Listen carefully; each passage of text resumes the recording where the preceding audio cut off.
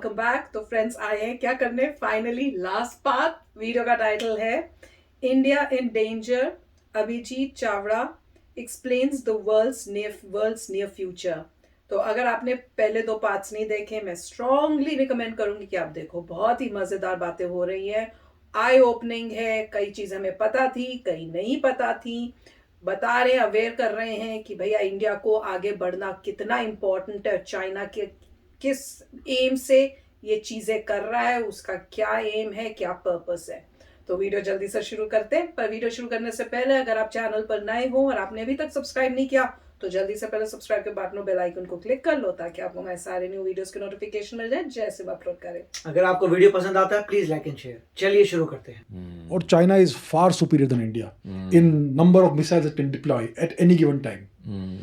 अभी आज के दिन इस समय 2 बजे दोपहर को इंडिया का कितने मिसाइल्स ओशन पे है और चाइना के कितने मिसाइल्स ओशन पे है, बहुत बड़ा डिफरेंस मिलेगा। तो ये बात है।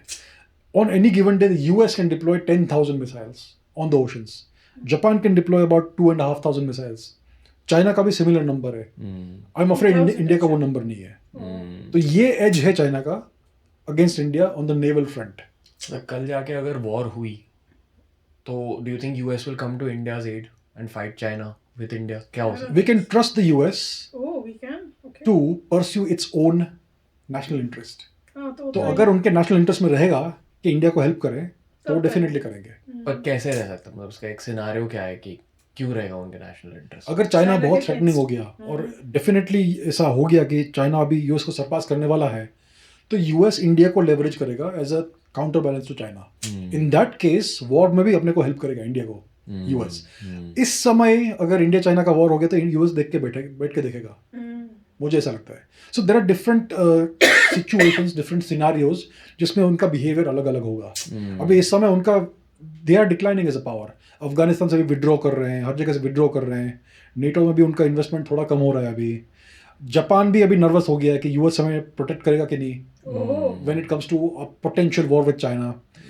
सो US unfortunately looks like a waning power right now. अभी भी मिलिट्री स्ट्रेंथ बहुत है उनकी, बहुत है, ओवरवेलमिंग मिलिट्री पावर है उनका। लेकिन उनका जो डिप्लोमेटिक और जियोपॉलिटिकल अग्रेशन है वो थोड़ा टोन डाउन हो गया है। सो इट डिपेंड्स ये क्या सिचुएशन है। फॉर एग्जाम्पल कारगिल वॉर जब हुआ था तो यूएस ने इंडिया को बैकस्टैप किया था। यूएस ने इंडियन आर्मी को जीपीएस का फैसिलिटी कट ऑफ कर दिया था उस टाइम पे। So we can not target the Pakistanis accurately. ये सब है। तो US is a fickle ally इतना, but we can trust them to pursue their own national interest.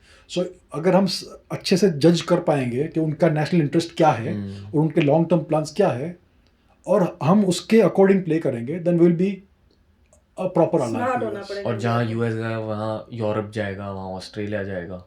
Yes, mostly yes, because Europe का जो वेस्टर्न यूरोप जो पूरा है वो बेसिकली नेटो है, which is a US led organisation.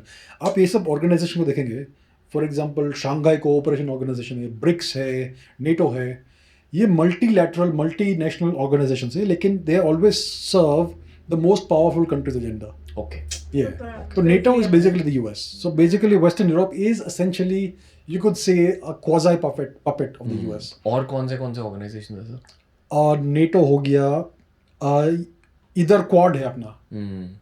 कौन है? एशिया पैसिफिक में, इंडो पैसिफिक में India, US, Japan and Australia. It's a loose alliance, अभी ऑफिशियल मिलिट्री अलायंस नहीं बना है बट पोटेंशियल है। यूएस इज होपिंग लफड़ा वफड़ा हुआ तो हम साथ में मिलके फाइट करें। हाँ, depending on the situation, depending on circumstances. अभी फुल ऑफिशियल अलायंस नहीं जैसे कि नेटो है, बट पॉसिबिलिटी है, पोटेंशियल है। बट ऑल्सो लोग कहते हैं कि the whole world is pissed off with China. सब लोग अभी रूठ चुके हैं कोविड की वजह से। कोविड के बाद पूरा जो नजरिया है, पूरा जो अप्रोच है, इमेज है चाइना का, वो पूरा बदल गया। Until that time many people thought कि China is in some way good for us, लेकिन आज जो सबको समझ रहा है कि China is not beneficial benevolent power.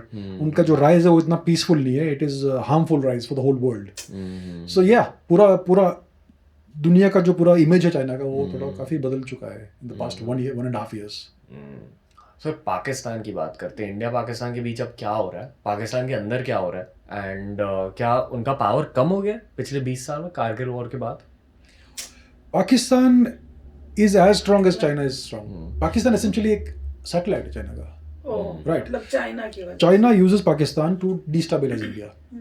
पहले यूएस ही रोल प्ले करता था, अब चाइना ने टेक ओवर कर दिया है पाकिस्तान को. वही अब सो जब से वो 9/11 हुआ उसके बाद वॉर ऑन टेरर हुआ यूएस का, उसमें पाकिस्तान बहुत बड़ा एलाई था. उसके बाद धीरे धीरे यूएस का इंटरेस्ट कम हो गया. अभी अफगानिस्तान से भी यूएस जा रहा है, तो पाकिस्तान में उनका इतना रोल नहीं है अभी. But China wants to use Pakistan as a destabilising factor for India. Pakistan का जो न्यूक्लियर टेक्नोलॉजी है वो मोस्टली चाइना से आया है. They have given this technology to the Pakistanis. और जो मिसाइल सिस्टम्स है, जो डिलीवरी सिस्टम्स है, वो भी वाया चाइना नॉर्थ कोरिया से आया है, बिकॉज नॉर्थ कोरिया भी उनका एक दूसरा पपेट है. So essentially Pakistan and India का जो प्रॉब्लम है, it's all linked to China. अगर इंडिया का चाइना प्रॉब्लम सॉल्व हो गया तो पाकिस्तान प्रॉब्लम भी सॉल्व हो जाएगा. लोग पूछते हैं कि हम पीओके वापस लेने के लिए क्या करना चाहिए. मेरा सिंपल सोल्यूशन है, सॉल्व द टिबेट प्रॉब्लम. अगर टिबेट प्रॉब्लम सॉल्व हो गया तो पीओके भी सॉल्व हो जाएगा. ये थोड़ा ज़्यादा समझा दो सर, जिन लोगों ने पीओके शब्द नहीं सुना है, टिबेट शब्द नहीं सुना है, समझा दो थोड़ा. तिब्बत तो का पीओके कैसे मतलब solve होगा ये? पाकिस्तान ऑक्यूपाइड कश्मीर या पाकिस्तान ऑक्यूपाइड जम्मू कश्मीर. और 1948 में पाकिस्तान ने कश्मीर को लेने का प्रयास किया था मिलिट्री मीन्स से.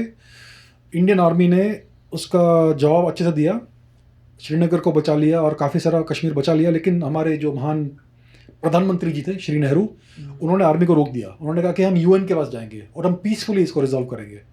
तो आज भी वो चल रहा है. तो इसके लिए थोड़ा कश्मीर का हिस्सा पाकिस्तान के पास आज है इलीगली, राइट. तो ये पाकिस्तान ऑक्यूपाइड कश्मीर या पीओके हो गया. अब टिबेट की बात करेंगे आप, तो हमारे हिमालय के नॉर्थ में पूर्व में ये जो बहुत बड़ा प्रदेश है, देश है, जिसको हम टिबेट बोलते हैं, जिसको हम ये तो सबको पता पुराने ज़माने में होगा. भूत बोलते थे, भूत. तो इसको चाइना ने 1955 में शायद इलीगली कॉन्कर करके ऑक्यूपाई कर लिया है. 1955 में. और ये पहली बार ऐसा हुआ कि इतने इंडिया और सालों में चाइना कुछ का नहीं हुआ. कॉमन बॉर्डर हो गया. पिछले 2-2.5 साल से इंडिया और चाइना का कभी कॉमन बॉर्डर नहीं था. तो ये 1955 के जो ये एपिसोड हुआ, ये जो घटना हुई, उसके बाद इंडिया एंड चाइना नेबर्स बन गए. और फिर चाइना ने और प्रेशर डालना शुरू किया इंडिया के ऊपर, 1955 में. क्योंकि ये जो बाउंड्री है इंडिया टिबेट का, वो कभी डिलीनेट नहीं हुआ है. इंडिया डिलीनेट करना चाहता है, चाइना मना करता है कि हम करते रहेंगे. तो that is a pressure tactic. अगर हमने चाइना को टिबेट से निकाल दिया कैसे तो पूरा इंडिया चाइना प्रॉब्लम खत्म हो जाएगा. कैसे निकाल अगर टिबेट फिर से इंडिपेंडेंट हो गया कैसे तो इंडिया के लिए बहुत अच्छा है. और अगर टिबेट फ्री हो गया चाइना से, बहुत तो मुश्किल है. चाइना का पाकिस्तान का चाइना भी करेगा एक्सेस ही जो नहीं, है वो उसका कट ऑफ possible इतने So सालों then से टाइम होना पाकिस्तान चाहिए था. Will be powerless. पर आपको लगता है ये होगा? आज नहीं होगा, कल नहीं होगा, नेक्स्ट 5-10 years में नहीं होगा, but we should target next 20 years. Okay. It is possible. India can do it in the next 20 years Oh, if India starts working on it seriously GDP बहुत today. बड़ा है. सर जियोपॉलिटिक्स में history एक बड़ा factor होता है. तो अगर हम हिस्टोरिकली देखें हर देश को, इंडिया को हिस्टोरिकली देखें, यूएसए को हिस्टोरिकली देखें, यूएसए की हिस्ट्री बिजनेस बेस्ड हिस्ट्री है. सब ट्रेडर्स थे, क्या बोलते हैं, एक्सपैट्स थे. लोगों ने एक देश छोड़कर रिस्क टेकिंग मेंटालिटी के साथ दूसरे देश में एंटर किया और वहाँ बिजनेस बेस्ड देश बना दिया, इसलिए इतना अमीर देश है आज. पर अगर इंडिया को देखा जाए तो 2 फैसेट्स है. एक वो सोने की चिड़िया वाला इंडिया है और दूसरा फैसेट है ये डिवाइड एंड रूल वाला इंडिया, जो इंपीरियलिस्ट और इन्वेडर्स ने कॉन्कर किया. तो अभी हमारे हाथों में है, क्या हमें वो डिवाइड एंड रूल वाला इंडिया बनना है, एक दूसरे के साथ झगड़ के ये कह के कि नहीं आपका रिलीजन खराब है, मेरा रिलीजन अच्छा है, या कि आपको सोने की चिड़िया बनना है, जब सब लोग साथ में आकर इंडिया को वर्ल्ड कप जिता सकें. और चाइना की हिस्ट्री अगर हम स्कैन करें तो कॉन्स्टेंटली एक ही साइकिल हुई है, सिविल वॉर की. और फिर एक कोई किंगडम जीतता है और वो किंगडम फिर एम्पायर बन जाता है, फिर से सिविल वॉर होती है. क्या आपको लगता है कि फिर से चाइना में खुद ही एक सिविल वॉर हो सकती है, चाइना इम्प्लोड कर सकता है? अगर आप चाइना का पिछले 2,500 साल का हिस्ट्री देखेंगे, चाइना बेसिकली 2-2,500 साल पुराना है एज अ सिविलाइजेशन. उनका पूरा हिस्ट्री अगर आप देखेंगे तो एक ही साइकिल, जैसे आपने कहा, उसको डायनास्टिक साइकिल कहते हैं. एक डायनेस्टी आती है, पूरे देश को कंट्रोल करती है, बहुत ऑपरेसिव होती है, फिर ऐसा कुछ होता है जिसकी वजह से पूरा पॉपुलेशन रिबेल होता है उसके खिलाफ, डायनेस्टी गिरती है, सिविल वॉर होती है, 20-30-50 मिलियन लोग मरते हैं, लोग आपस में ही झगड़ते अगर आपस में झगड़ते हैं, और फिर 1-2 साल के बाद नया डायनेस्टी आता है, हैं। फिर नया डायनेस्टिक साइकिल शुरू होता है। ये चाइना का 2500 साल का हिस्ट्री है। अभी जो चाइनीज कम्युनिस्ट पार्टी है वो एक नया डायनेस्टिक साइकिल है, 100 साल होने को आए उनके। तो कब अभी गिरेंगे? एक चीज़ है जिसको बोलते हैं mandate of haven, the emperor has the mandate of haven. मतलब जब तक वो कंट्री को उनका था। कंट्रोल कर सकता है तब तक ऐसा कहा जाता है कि उसके पास is the mandate of heaven, maintain he is allowed to करने रूल। के लिए। अगर वो कंट्रोल लूज करता है, the mandate of heaven is gone and that person is overthrown, the dynasty is overthrown. ये चाइना का रिपीटेड साइकिल है 2-2.5 साल का। तो ये इवेंचुअली वापस होना ही है, होना ही है। इंडिया का काफ़ी अजीब साइकिल है, मतलब ऐसा कोई साइकिल नहीं था इंडिया का। इंडिया का भी हिस्ट्री साइक्लिक है। कभी बहुत बड़ा एम्पायर होता है, जैसे कि मौर्यन एम्पायर हुआ, कुषाण एम्पायर हुआ, गुप्ता एम्पायर हुआ, और कभी कभी ये महाजनपद पीरियड आता है जिसमें बहुत छोटे छोटे अलग अलग सिटी स्टेट्स नहीं, लेकिन अलग अलग रिपब्लिक्स होते हैं, self governing republics and small kingdoms. एक देश के अंदर बहुत सारे थे। Basically India is more than a country. India is not a country, it's not a nation state, it's a civilisation state. एक ही सिविलाइजेशन है, एक ही कल्चर है, लेकिन उसके बहुत सारे डाइवर्स लोकल मैनिफेस्टेशंस है। So that's why it looks so chaotic and so different, but overall एक ही कल्चर है और एक ही सिविलाइजेशन है। तो इंडिया के भी ऐसे साइकिल रहे हैं। एंड जो लास्ट 1000 years का फेज आया of foreign occupation, it happened because when the invasions happened, India divided था उस टाइम पे। इंडिया एक सिंगल एम्पायर के नीचे नहीं था। फॉर एग्जाम्पल जब ये अलेक्जेंडर आया था इंडिया में, तब इंडिया का एक बहुत महान एम्पायर था। It is either the Nanda dynasty or the Mauryan dynasty, Mauryan empire, लेकिन it was too overwhelmingly strong for Alexander. इसके लिए अलेक्जेंडर हार गया, बहुत बुरी तरह से हार गया।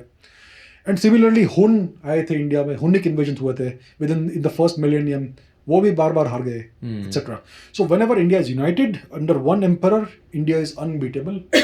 And India is a little bit internally fragmented, तब इंडिया का बुरा हाल हो सकता है। तो ये हुआ है पिछले 1000 साल में। उन्होंने हमें गलत टाइम पे पकड़ा, इन्वेडर्स ने। तो पहले टर्किक इन्वेजन हुए, कोशिश हो रही है ना उनका इंडिया को कुछ divide करने की। 400-500 साल उनका राज हुआ। उसके बाद इंडिया वापस वीक हो गया था, और फिर ये ब्रिटिश यूरोपियन इन्वेडर्स आए जिन्होंने खत्म कर दिया इंडिया को। तो इसका लेसन क्या है हिस्ट्री का? India has to be united one way और द अदर। आपको मैं बोलूँ क्या, it is only a question of leadership. It's always a question of leadership. India का जो पिछले 1000 साल में जो बुरा हाल हुआ है, it is because we did not have strong enough leaders. A person who can lead India, इतना बड़ा देश है इंडिया, उसको लीड करने वाला पर्सन भी सुपर ह्यूमन होना चाहिए। इसीलिए आज भी हम श्री राम और श्री कृष्ण की पूजा करते हैं, क्योंकि उन्होंने इतना बड़ा कंट्री को यूनाइट किया। विक्रमादित्य की पूजा को इतना महान मानते हैं। चंद्रगुप्त मौर्य की बात करते हैं, ये सब इतने महान लोग थे। We need somebody of that stature today, only then can India be united again. क्योंकि इंडिया इतना बड़ा कंट्री है, इतना डाइवर्सिटी है इंडिया में, कि उसको पूरा फिर से जोड़ना डिफिकल्ट है, लेकिन पॉसिबल है। किसी भी देश का अगर आप अपवर्ड ट्रेजेक्टरी देखेंगे, it's because of leadership. Leadership is the key. Napoleon जो था, उसके पास काफ़ी मीडियोकर सोल्जर्स थे at some points in his life, फिर भी because of his leadership he was able to win battles. अगर आप टर्की का हिस्ट्री देखेंगे, द 1920s, टर्की का बहुत ही बुरा हाल हो गया था, but one man, Mustafa Kemal Ataturk, reunified the country and won freedom and independence for Turkey. So it's all about leadership. We need good leaders. नहीं, We need- अच्छे लीडर्स। इंडिया में ऐसा सिस्टम होना चाहिए जो इतना बाकियों को पोटेंशियल है मत इंडिया देखो, के बच्चों लीडर को में, देखो। उनमें से अच्छे लीडर्स को ऊपर लाए, ना कि उनको दबा के रखे। ये बात है। तो एजुकेशन सिस्टम अच्छा होना चाहिए, और पॉलिटिकल सिस्टम को रिफॉर्म करने की जरूरत है। आज पॉलिटिकल सिस्टम कैसा है कि Correct. It only empowers politicians, people को एम्पावर नहीं करता है। आप वोट कर सकते हो, लेकिन आप अगर इलेक्शन के लिए स्टैंड करने जाएंगे, Correct. खड़े होने जाएंगे, तो आपकी हालत खराब हो जाएगी। Correct. क्योंकि बिना करोड़ों रुपए के आप इलेक्शन में कभी जीत नहीं सकते, राइट? खड़े ही नहीं तो हो सकते। The system is rigged in favour of politicians. तो ये सब चीजों को रिफॉर्म करने की जरूरत है to unleash the full incredible potential of this country. और आई फील कि एजुकेशन सिस्टम ही है। यस, बिल्कुल। सर, तो मतलब आई थिंक कि जियो पॉलिटिक्स एक ऐसा सब्जेक्ट है जिसके बारे में हम बात फॉरएवर कर सकते हैं एंड आई फील कि एक फॉलो अप एपिसोड भी करेंगे जो भी हमारे लिसनर्स हैं व्यूअर्स हैं प्लीज़ हमें बता दो कमेंट सेक्शन में सोशल मीडिया पर कि आप जियो पॉलिटिक्स के और कौन से फैसेट्स जानना चाहोगे आप उसके कौन से पार्ट्स जानना चाहोगे बट अगेन सर क्योंकि आप एक हिस्टोरियन हो I would like you to predict the future कि अकॉर्डिंग टू अगले 20 सालों में चलो सर क्या लाइकलीहुड है क्या होने लगता वाला है है स्पेशली इंडिया में मतलब हमारे देश 20 में साल में इंटरेस्टिंग ये सवाल का जवाब देने से पहले I would like you to highlight Khan Abdul Ghaffar Khan की स्टोरी जो मैंने आपके पॉडकास्ट पर ही सुनी वो उन्होंने क्यों कहा था क्या और वो मन में रखते हुए can you predict the future also चलो तो खान अब्दुल गफार खान एक पश्तून लीडर थे वो नॉर्थ वेस्टर्न इंडिया से थे बेसिकली पश्तून लोग जो मेजोरिटी अफगानिस्तान में मिलते हैं राइट तो Khan Abdul Ghaffar Khan was a freedom fighter वो ब्रिटिश को हटाना चाहते थे and he wanted a unified India और वो सत्याग्रह करते थे he was not a violent fighter he was fighting through peaceful means और उनका जो ऑर्गेनाइजेशन था या पॉलिटिकल मूवमेंट था उसको कहते थे खुदाई खिदमतगार तो ये लोग नॉन वायलेंट मीन्स से ब्रिटिश को अपोज करते थे and they all wanted a unified India a free India अभी 1946-47 में क्या हुआ कि the British engineered a partition of India using Jinnah and mister Gandhi agreed Mahatma Gandhi ji ने इसके बारे में इस चीज़ में वो कहते रहे कि मैं इंडिया को पार्टीशन देखना नहीं चाहता हूँ लेकिन उन्होंने उसको रोकने के लिए कुछ किया नहीं तो आखिर में पार्टीशन हो गया और खान अब्दुल गफार खान ने गांधी जी को कहा कि you have thrown us to the wolves आपने हमें भेड़ियों के हवाले कर दिया है क्योंकि उन्होंने पाकिस्तान को अपोज किया था और पार्टीशन के बाद ही वाज इन पाकिस्तान और खान अब्दुल गफार खान ने अपना पूरा जीवन उसके बाद ऑलमोस्ट 95% जीवन हाउस अरेस्ट में बिताया इन पाकिस्तान तो उन्होंने गांधी जी को कहा कि आपने हमें भेड़ियों के हवाले कर दिया है you have left us to the wolves तो ये बात है अगर हमारे पास कोई अच्छा लीडर होता अच्छी लीडरशिप होती तो हमारे देश का भविष्य कुछ और होता शायद अफगानिस्तान भी वापस इंडिया में मिल गया होता क्या मालूम depending on the leadership so leadership is the most important thing अभी फ्यूचर के लिए क्या है पिछले नेक्स्ट 10-20 साल में क्या होगा इट ऑल डिपेंड्स कैसा लीडरशिप आता है इंडिया में आई थिंक इंडिया के पास पोटेंशियल है कि सुपर पावर बन जाए बिल्कुल पोटेंशियल है रिसोर्सेज है जियोग्राफी है टेक्नोलॉजिकल एबिलिटी है सब कुछ है द ओनली थिंग इज हमारा लीडरशिप क्या डिसाइड करता है कि हमें किस डायरेक्शन में जाना है so I think that potentially we can be the number 1 country in next 20 years इतना रिवोल्यूशनरी चेंज आ सकता है इंडिया में इंडिया में इतना एनर्जी है इतना टैलेंट है वो तो मैं भी कहती हूँ क्या होगा ये मैं 100% आपको कह नहीं सकता लेकिन आई एम वेरी ऑप्टिमिस्टिक मैं बहुत पॉजिटिव पर्सन हूँ मैं सोचता हूँ नेक्स्ट 20 साल में इंडिया पूरा बदल जाएगा पूरा ट्रांसफॉर्म हो जाएगा India will be at the level of China if not more और चाइना का भी क्या मालूम क्या हो जाएगा बिकॉज चाइना बहुत ही ऑप्रेसिव रेजिम है और ऑप्रेसिव रेजिम्स बहुत ज़्यादा लंबे नहीं चलते हैं और इतने बड़े बड़े मिसएडवेंचर्स कर रहा है चाइना दुनिया में ये कहीं ना कहीं कुछ ना कुछ गड़बड़ हो सकता है और अगर चाइना ने कोई मिस एडवेंचर कर दिया कहीं पर गलती से मिलिट्री डिफीट मिल गई उनको तो उनका पूरा फॉर्चून रिवर्स हो जाएगा और डायनेस्टिक साइकिल का नया इटरेशन शुरू होगा सो आई थिंक इसका हाई चांस है नेक्स्ट 20 ईयर्स में और इंडिया ने अगर अपने कार्ड्स ठीक से खेले या कोई अच्छा लीडर आ गया तो India can be the super power number 1 और at least India it can be a bipolar world US declining India rising China का क्या पता so I think it's a very interesting time but I am very very positive and optimistic for India आपको अच्छे leaders दिख रहे हैं upcoming leaders दिख रहे हैं बता दो भाई क्या है कुछ है कौन I will hedge my bets कुछ है या कुछ है और जो आप कह रहे हो कि इंडिया बहुत ज़्यादा ग्रोथ देखने वाला या मिलिट्री ग्रोथ और इकोनॉमिक ग्रोथ भी कह रहे हैं प्राइमरीली इकोनॉमिक ग्रोथ है but in any self respecting nation in any ambitious nation economic growth has to be proportional to military growth or rather the other way around अगर economic growth हो रहा है तो मिलिट्री भी grow होनी ही चाहिए क्योंकि अगर आपके पास इतना पैसा है आप उसको बचाएंगे कि नहीं बचाएंगे इतना पैसा होने का फायदा क्या है अगर आप उसको बचा नहीं पाए तो India doesn't have to be a hegemonic power aggressive power लेकिन India has to be a power that can defend its interests within its borders and beyond its borders. तो उसके लिए मिलिट्री पावर बहुत ज़रूरी है. Not to bully people but to maintain India कभी stability bully and law नहीं and कर order. सकता. जो इंडिया ने सुपर हमेशा पावर किया. भी बन जाए, इंडिया Basically. कभी नहीं पिछले करेगा. इंडिया इज अ वेरी इतने गुड. सालों से कोई इंडिया ने कुछ किया ही नहीं है. नहीं, I mean like historically. Historically, you are absolutely right. Absolutely right. Yes, India ने हमेशा power project किया है. India has been a net exporter of culture and of power throughout its 10,000 year history. पिछले 1000 साल एक aberration है. I think India needs to get back to where it belongs. कोशिश तो हो रही है. तो आई think it's a nice signing off note. ये थोड़ा हटके पॉडकास्ट था, हिस्टोरिकल पॉडकास्ट एग्जैक्टली नहीं था, या था पता नहीं. तो फ्रेंड्स, मजा आ गया और एंडिंग सुन के और भी मजा आया कि इंडिया अगर करेक्ट लीडर हम चूज कर लें, कोई ऐसा लीडर हमारे पास आ जाए, तो वो इंडिया को इतना आगे लेके जा सकता है कि चाइना भी उसके मुकाबले में नहीं हो सकता. तो पॉसिबिलिटी है. तो इसीलिए कहते हैं कि भाई अब आप पार्टी सोचने की जगह लीडर को सोचो. कौन ऐसा लीडर है जो कंट्री को आगे लगा लेके जाएगा और बाकी लोगों को रोकेगा कि ये टाइम तुम्हारे पैसे जेब में डालने का नहीं है, कंट्री को आगे बढ़ाने का है. हमें पॉलिटिशियंस नहीं चाहिए, हमें लीडर्स चाहिए कंट्री को आगे बढ़ाने के लिए. तो ये बहुत अच्छा इन्होंने बताया था, उससे सुन के बहुत खुशी हुई मुझे और होप भी हुई. जैसे ये कहना है कि ऑप्टिमिस्टिक है, अब मैं भी ऑप्टिमिस्टिक हूँ. मैं पहले भी थी, पर मुझे बहुत कई बार डर लगता है, घबराहट होती है, कभी न्यूज़ इधर उधर सुन लो ना, फिर थोड़ा हो जाता है कि क्या होगा. अभी तो चलो ठीक पाथ पे चल रहे हैं, पर कुछ गड़बड़ हो जाए, क्या हो जाए, कुछ पता नहीं होता.